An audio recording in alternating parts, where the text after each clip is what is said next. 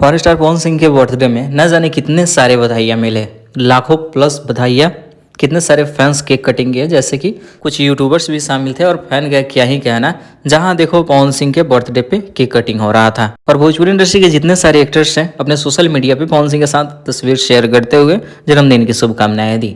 कुछ इक्का दुक्का लोग नहीं दिए, जिसमें से खेसारी लाल यादव, काजल रघवानी, अमरपाली दुबे, अक्षरा सिंह, निधि झा, यश कुमार, ऐसे तमाम लोगों ने विशेष नहीं दी।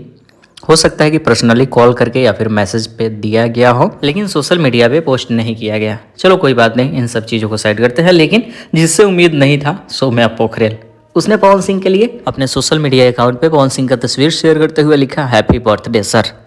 देखो कोई बड़ी बात नहीं है, लेकिन सौम्या पोखरेल कुछ दिन पहले पवन सिंह को नहीं जानती थी।